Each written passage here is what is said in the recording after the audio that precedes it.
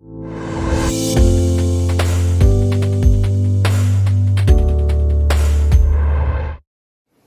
bien, tenemos todavía un par de textos más que respaldan todo esto que estoy trayendo. Y usted se debe estar preguntando, pero ¿por qué traer tantos textos? Amados, hay un problema que está en medio de la congregación. Y es que nosotros no queremos escudriñar las Escrituras. Nosotros queremos que simplemente nos den por encimita una información que es lo que nosotros entendemos, que es lo que necesitamos para ser salvos. Y eso no es así. Dios quiere que conozcamos su voluntad en cuanto a las riquezas de la herencia que Él tiene guardada para con nosotros. Y si usted quiere ser salvo, usted tiene que aprender las verdades, los fundamentos de su salvación. Yo he aprendido los fundamentos de mi salvación. Y es por esto que yo procuro enseñarlos al pueblo, establecidos en la palabra. Dios me llamó a mí a eso. Si usted no quiere ver este video porque es muy largo, yo le invito a que se cambie a otro canal donde dan allí espectáculos, payasería, qué sé yo, inventos que ahora mismo las iglesias han creado para entretener al público. No con santidad, sino con motivación. Si usted lo que quiere ver allí mucha gente brincando, saltando, hablando en lengua, váyase a otro canal. Aquí, y no es que estoy en contra de danzar ni que estoy en contra de hablar en lenguas. Hay un momento para eso. Pero hay un auge ahora mismo en todas las iglesias. Y con eso lo que quieren es conquistar a las personas para que las personas vayan. Pero eso no es lo que Pablo nos enseña. Estos son los que van a enfrentar la ira según Sofonías 3 del 8 al 9, Sofonías 1 del 7 al 10, Apocalipsis 20 del 11 al 15. Ahora bien, 1 Corintios 2:7 nos revela: mas hablamos sabiduría de Dios en misterio, la sabiduría oculta, la cual Dios predestinó o prehorizontó antes de los siglos para nuestra gloria. Y esta gloria de nosotros es hacernos hechos a la imagen del Hijo. Fíjate que el cuerpo de Jesucristo, de antemano, Dios nos preparó una sabiduría para que enseñorearse de los escenarios de la vida o las circunstancias pecaminosas que nos rodean. No que ellos se enseñoreen de nosotros. Toda esta sabiduría está disponible para los que estamos en Cristo, para los que vivimos en la esfera de Cristo. Dios nos ha dado todas las herramientas necesarias, por cuanto todas estas herramientas están en el Espíritu Santo, con el cual fuimos bautizados y el que nos selló para la redención de la posesión adquirida.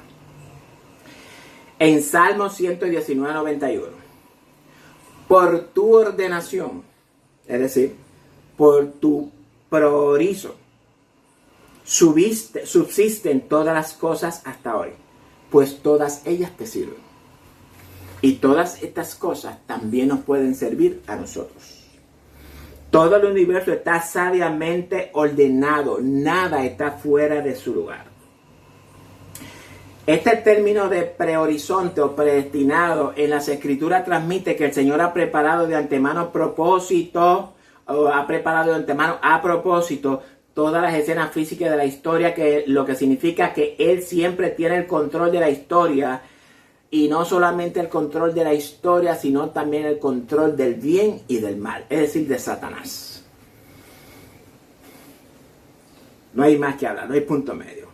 El que Dios haya predestinado todas las escenas físicas de la historia no significa que las personas están incluidas en esta predestinación. El ser humano tiene libre elección. La iglesia como institución podríamos decir que fue predestinada en Cristo, como institución. La iglesia fue predestinada No usted ni yo. Las personas no fuimos predestinadas. Pero el concepto de la iglesia fue predestinado en Cristo. El plan de Dios es establecer un reino en Cristo. Cristo fue inmolado desde el principio para redimir a toda la humanidad del pecado. Y cuando hablamos del reino, pues tenemos que irnos a la estructura del reino davídico. No vamos a entrar en eso. Pero busca el reino de David para que usted vea en unas partes que Dios habla. Y David fue rey, y esto tenía ahí un gabinete, Eso es un reino. Y para que ese reino sea reino, tiene que tener gentes a quien reinar. El rey de Inglaterra es rey, pero tiene unas naciones a quien él reina. Esa es la idea, es el concepto que Dios nos quiere transmitir por medio de su reino. Recuerden a Daniel 7, 26, 27. Ahora dice, en amor habiéndonos predestinado para ser adoptados hijos suyos por medio de Jesucristo según el puro afecto de su voluntad. Es decir, que Dios quiera lo mejor para nosotros los santos. Para alabanza de la gloria de su gracia con la cual nos hizo aceptos. Y cuando hablamos aquí de muy aceptos, significa que somos muy favorecidos por ser receptivos a la gracia de Dios. En el amado. Aceptos en el amor de Cristo o en la esfera del amor de Jesucristo. El verso 7. En quien tenemos redención. Es decir, Dios nos compra de nuevo.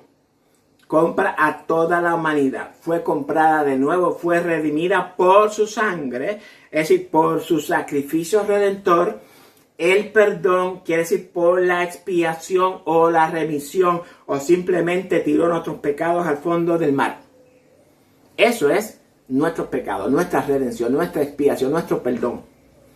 De pecado, propiamente y cuando hablamos de pecado, estamos hablando de una caída después de estar cerca, es decir, un lazo, una desviación de la verdad, un error, un resbalón, una mala conducta, un errar al blanco. Amartia, yo creo que se dice pecado, es cuando tú tiras una flecha y fallas, no das en el blanco. Eso es pecado, el término pecado. Es decir, algo que relativamente inconsciente, no deliberadamente. Según la riqueza de su gracia, es decir, su favor extendido a la humanidad, de los cuales nosotros nos aprovechamos de esa gracia que nos salva de la ira. Amén. Así que hizo sobreabundar, exceder. Cuando hablamos de sobreabundar, significa exceder más allá a la medida esperada, por encima y más allá o más que, y lo que más lejos significa también. Así que hizo sobreabundar con nosotros en toda sabiduría. Y cuando hablamos aquí de sabiduría, estamos hablando de lo que se llama Sofía, o la claridad, la sabiduría de Dios transmite la solución del Señor para resolver los problemas. Es decir, lo que Él revela es su voluntad preferida, lo que le agrada. Esto se discierne al recibir o obedecer la fe impartida por Dios o su persuasión en obra e inteligencia. Frónesis, acción determinante a la vista, transmite una perspectiva interior transformada que regula el comportamiento exterior que agrada a Dios. Nuestro comportamiento exterior es el reflejo o regula desde el comportamiento interior que nosotros tengamos en Cristo. Eso es inteligencia. Si usted creía que inteligencia era otra cosa, acaba de aprender lo que significa inteligencia. Y todavía tengo un par de textos más, porque es necesario, amados, que la iglesia entienda, y perdónenme que estoy sudadito, la iglesia entienda de una vez y por todas que el Antiguo Testamento es esencial para que nosotros podamos entender los juicios de Dios. Nos han enseñado que el Antiguo Testamento no es importante. El Antiguo Testamento es más importante, diría yo, que el mismo Nuevo Testamento. Porque los principios están establecidos en el Antiguo Testamento. Y Pablo va allí a recoger todos esos principios y establecerlos en el Nuevo. Jeremías 31 al 33. He aquí que vienen días, dice Jehová, en los cuales haré nuevo pacto con la casa de Israel y con la casa de Judá. Y me parece a mí que esta es la razón por la cual nuestros maestros han excluido los libros proféticos. Porque al Dios hablar y decir que hará un nuevo pacto con la casa de Israel y con la casa de Judá, ellos entienden que ese pacto va a ser con Israel actual. Y es ahí donde radica el error de interpretación y el error de entendimiento, amados.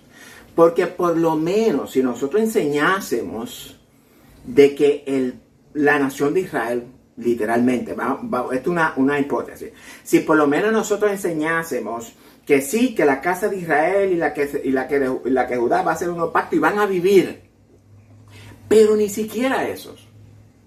No enseñamos nada de eso. Nosotros lo que enseñamos es que Cristo viene, va a raptar la iglesia, 7 años de tribulación abajo en la tierra donde todo el mundo se lo va a llevar el diablo, después establece el reino, vamos a reinar con Cristo, después de los 1000 años, viene el diablo, esos son simbologías, amados. Y tenemos que interpretar la simbología correctamente. Dios nos da principios establecidos en esa simbología. Bueno, no principios, porque las simbologías no son principios, pero nos da enseñanzas. Pero los principios de esa simbología y de esas enseñanzas ya están establecidos en el Antiguo Testamento. No como, se me olvidó decirle, porque cuando hablamos de Israel y de Judá, fíjate que lo están dividiendo 10 y 2. 10 tribus de Israel más las 2 tribus del sur, que están hablando de Judá y Benjamín. Israel simboliza o representa el conjunto de naciones. Ese conjunto de naciones gentiles, las cuales van a ser bendecidas por medio de la simiente o de la promesa hecha a Abraham, de su simiente serán benditas todas las naciones de la tierra.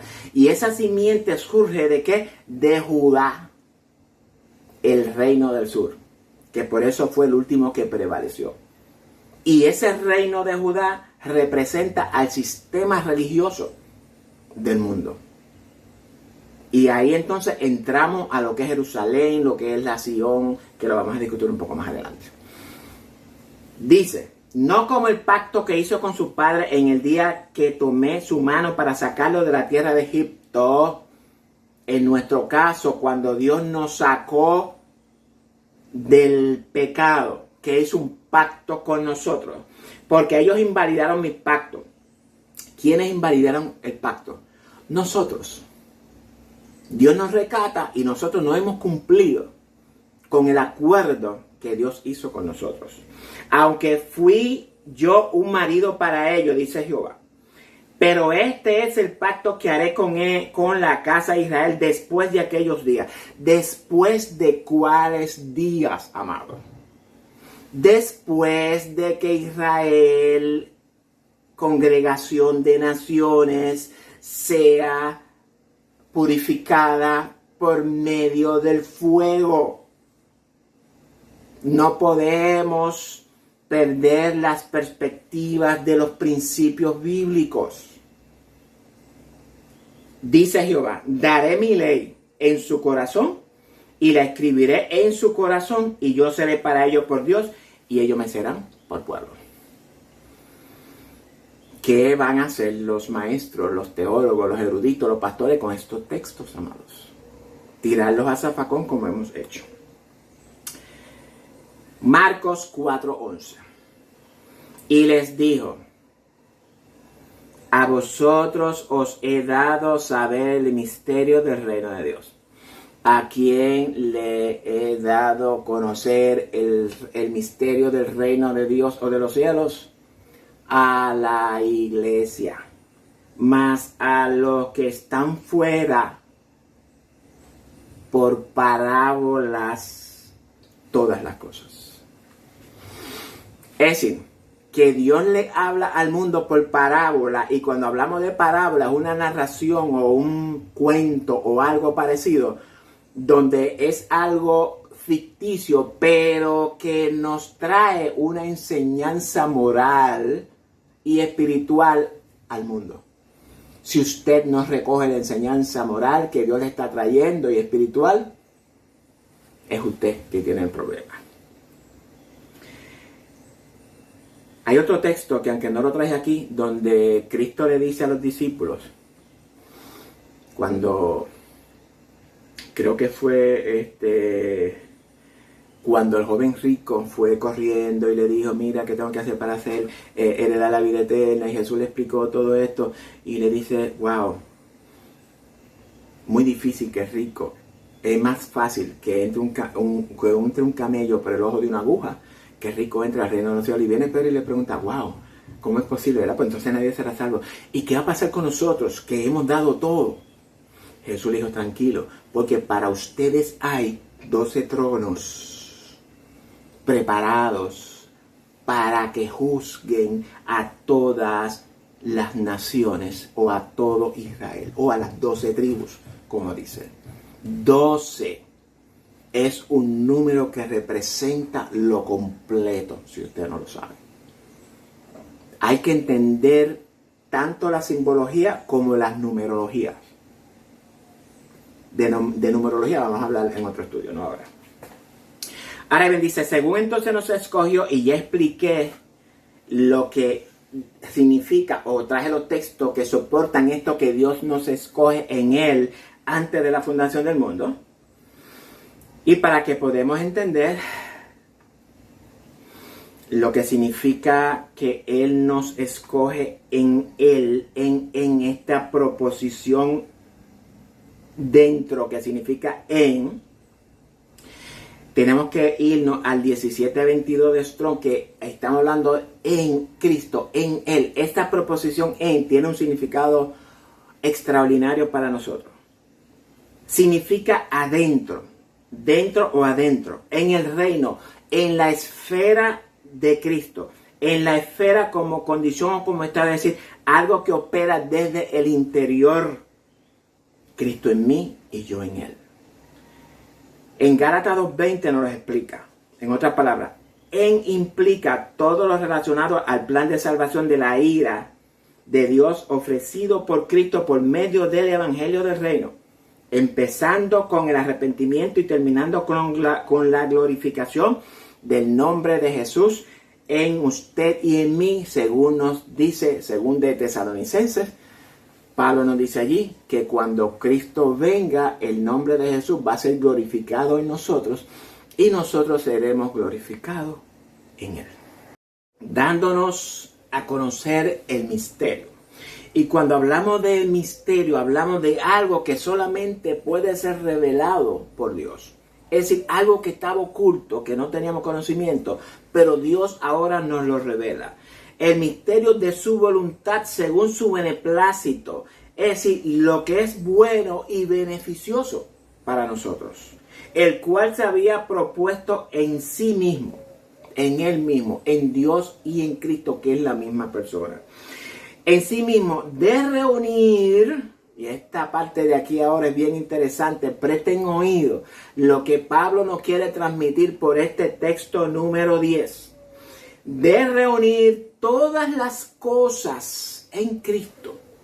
Ya hemos venido hablando de lo que es priorizó, o prehorizontó, o predeterminó, o predestinó. Si usted entiende eso, va a entender ahora lo que Pablo va a decir. De reunir todas las cosas en Cristo, que es anakepalaio en griego. Si lo dije mal, sorry. Significa reunir todas las cosas en Cristo, significa traer de vuelta, es decir, reunir de nuevo al punto principal, es decir, al origen.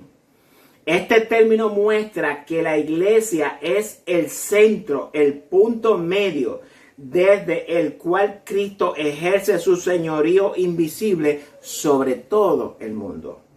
Usted y yo tenemos un privilegio si usted es iglesia. Se refiere a Cristo como centro o cabeza en quien se rescata a la humanidad caída.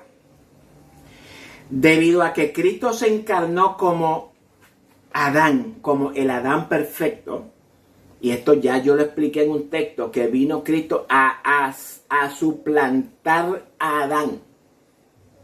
A eso fue lo que Cristo vino, a reemplazar o a sustituir a Adán.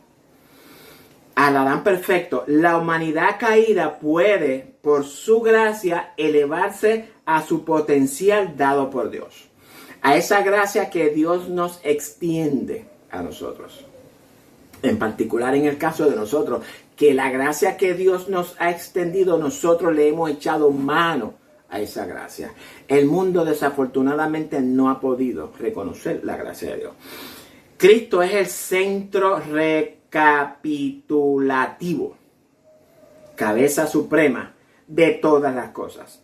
Solo Cristo administra la mayordomía de los siglos, planificando todas las escenas físicas de la historia para que cada una vuelva por el centro, servir a su propósito eterno.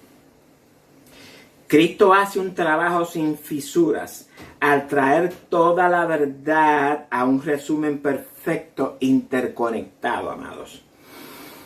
Esta recapitulación es absolutamente sin contradicción y describe acertadamente a Cristo resumiendo o reuniendo a todos los santos del Antiguo Testamento y del Nuevo Testamento en un solo cuerpo, bautizándolos o incorporándolos en el Espíritu Santo que injerta a cada uno en su cuerpo místico o trayéndonos al linaje de Jesucristo. Yo espero que estemos entendiendo, amados, todo esto que Pablo nos está revelando en este texto.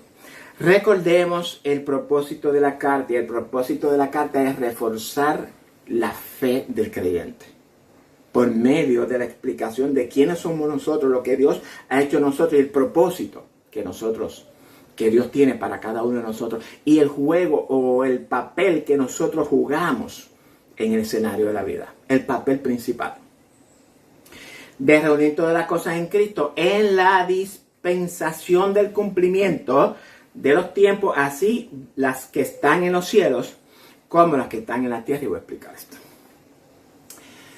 Cuando hablamos de la dispensación del cumplimiento de los tiempos, es cuando todas las cosas que son en Cristo Jesús, ya sea en el cielo o en la tierra, serán reunidas en Cristo, y cuando todas las cosas sean restauradas. Esta es la misma idea que Pablo nos transmite en Romanos 11 del 25 al 27, que voy a leerlo. Porque no quiero, hermanos, que ignoréis este misterio. Hablamos de que el misterio es una revelación que Dios nos está dando. Para que no seáis arrogantes, y está hablando aquí de gentes orgullosas. Pablo no está, dice, esta revelación de Dios es para que ustedes quiten ese orgullo. Para que ustedes no se crean los únicos que van a ser salvos. En cuanto a vosotros mismos, que ha acontecido a Israel endurecimiento en parte. Es decir, que esta rebeldía, y amados, cuando hablamos del término del concepto Israel, se está refiriendo a la congregación de todas las naciones del mundo. 12 tribus, 12, recuerden 12. Cuando habla de Israel, habla de 12 o las 10 rebeldes. No podemos encajar este nombre de Israel en el Nuevo Testamento a la Israel local. Israel local, sí, gracias al Señor se volvió a reanudar como nación, pero nada que tiene que ver ese Israel local con lo que son los judíos. De verdad, nada que tiene que ver. A Israel endurecimiento en parte hasta que haya entrado la plenitud de los gentiles. Y luego todo Israel será salvo, como está escrito: vendrá de Sión el libertador que apartará de Jacob la impiedad, y este será mi pacto con ellos y cuando yo quite sus pecados. Entonces, la dispensación del cumplimiento de los tiempos se refiere al tiempo final establecido por Dios para que todos los gentiles entren a formar parte del reino de Jesucristo. Hay la plenitud de los gentiles y el tiempo de los gentiles. La plenitud de los gentiles es cuando ya se cierre la gracia, como nosotros decimos en las congregaciones. Cuando Dios dice, ya la gracia se cerró. El cumplimiento o la plenitud está hablando de completo. Dice Pablo que cuando eso acontezca, entonces Israel, todo Israel será salvo. ¿A qué se refiere Pablo? Ya hemos explicado que Israel se refiere a todas las congregaciones de la tierra, en las cuales todas serán benditas en la simiente de la promesa hecha a Abraham. Ahora bien, el término benditas implica consagración y revelación o manifestación de Dios. Es decir, que esa bendición que Dios va a traer sobre estas naciones de la tierra es cuando Dios se les revele a ellos y los consagre a ellos para Él. Pero esto, amado, Pablo nos dice que esto es un misterio, algo que va a ser revelado en el final de los tiempos, cuando Cristo restaure todas las cosas a su estado original y también restaure la imagen del ser humano a la semejanza de Adán o de toda la humanidad. Perdónenme que hace una calor enorme y no hay abanico y este estudio tiene que ser terminado.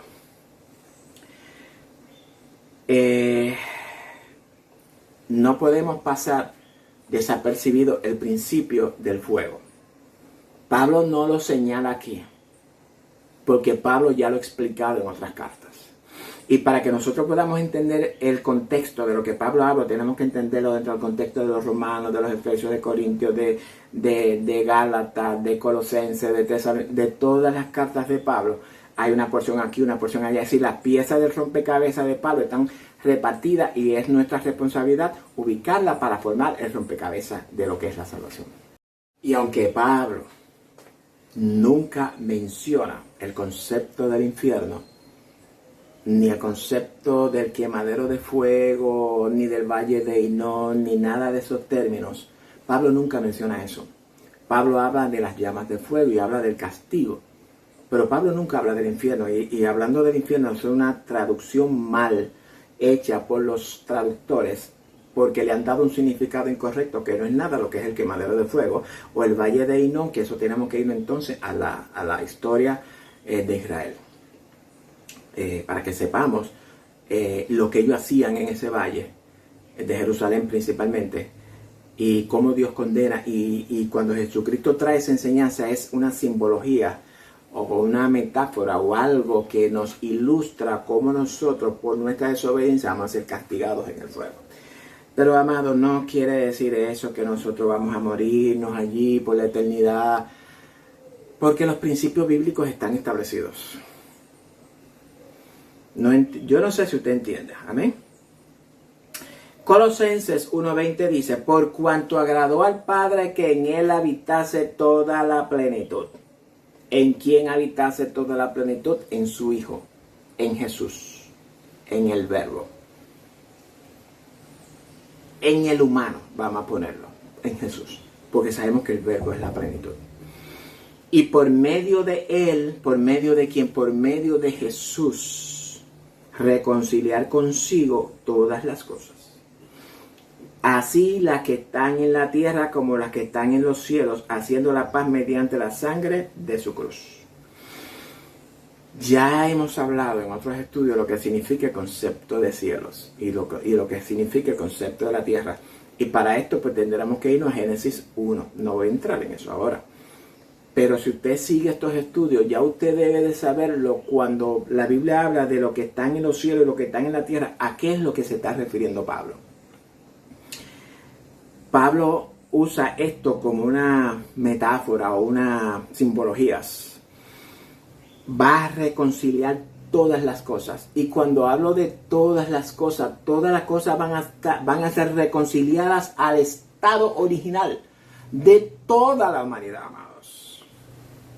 Nos desvían con nuestras estructuras teológicas, nos desvían, nos sacan de la verdad. Segunda de Corintios 5:19, que Dios estaba en Cristo.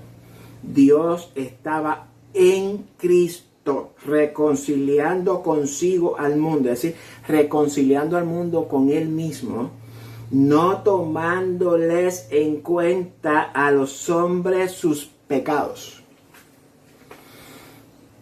Y si Dios no considera al momento de reconciliar los pecados del ser humano,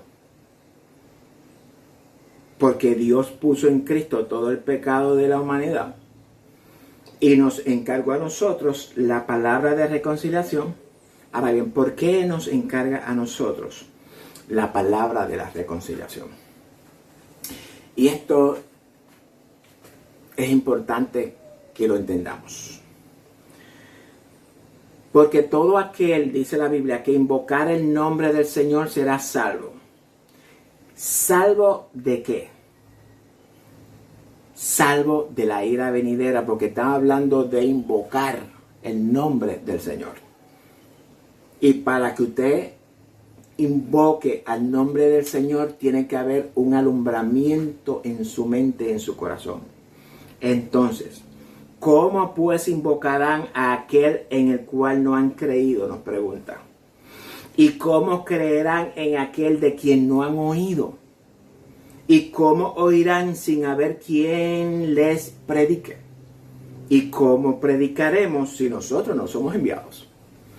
Dios nos reconcilia con Dios, Jesús nos reconcilia con Dios.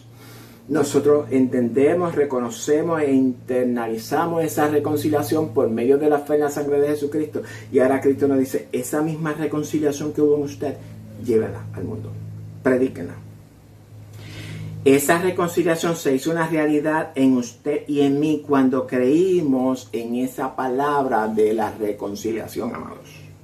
Es por esta razón que seremos salvos de la ira de Dios. Si yo no hubiese creído en esa palabra de la reconciliación, en el Evangelio, en la fe, en la sangre de Jesús, por medio de la fe, yo hubiese estado bajo la ira de Dios.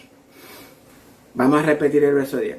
De reunir todas las cosas en Cristo, en la dispensación del cumplimiento de los tiempos, así de las que están en las tierras como de las que están en los cielos, como así los que están en los cielos como las que están en la tierra. En Él, en Cristo, asimismo tuvimos herencia. Ahora Pablo nos está hablando de la herencia. Tuvimos herencia en Cristo. En Cristo, aquí esto tenemos que entenderlo en una doble interpretación, porque nosotros como creyentes en Cristo hemos heredado el reino. Amén. Pero a la misma vez la humanidad en Cristo también hereda la tierra, que es la tierra prometida, aquella tierra que por la cual ellos estaban luchando por alcanzar. Y es por eso que estoy hablando de que Israel representa a todo el mundo, a todas las naciones, porque ellos iban a entrar a una tierra que Dios les prometió. Y la tierra que Dios ha prometido no son esa tierra es una simbología de lo que va a ser la nueva tierra, el nuevo cielo y la nueva tierra, amados. Ambos somos herederos, ¿ok? Nosotros somos herederos de toda la tierra. Pero además de ser herederos de toda la tierra, el cuerpo de Cristo, la iglesia, hereda entonces un reino para reinar sobre toda la tierra. ¿Ok? Así que hemos heredado en Cristo, conforme al propósito del que hace todas las cosas, según su designio. Y este designio es el 012 Boulé, propiamente un plan resuelto. Se usa particularmente del plan inmutable de Dios que arregla a propósito todas las circunstancias físicas, garantizando que cada escena de la vida también funcione para su propósito eterno, como dije anteriormente. De su voluntad, o decir, el deseo de Dios para toda la humanidad. Pero aquí nos revela que toda la humanidad fue prehorizontada o predestinada en Cristo. La humanidad desobediente, preorentizada o prehorizontada a ser purificada de su pecado por medio del fuego y restaurada delante de la presencia de Dios. Pero estos no heredan el reino ni la glorificación del nombre de Jesús en ellos. Hay una diferencia en que usted sea salvo y que nosotros seamos salvos de la ira. La diferencia entre el salvo de la ira y el no salvo de la ira es que el que no es salvo de la ira no hereda el reino y tampoco, mucho menos, va a heredar la glorificación del nombre de Jesús en ellos.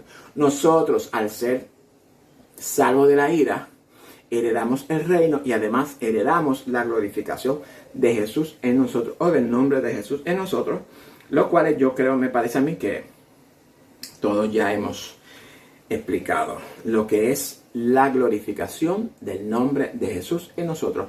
Comparte este estudio, amado, con todos sus contactos en las redes sociales. Conviértase en un colaborador de la obra de Jesucristo mientras haya tiempo, ya que vienen tiempos difíciles donde la ley de la mordaza va a ser aplicada para toda la iglesia.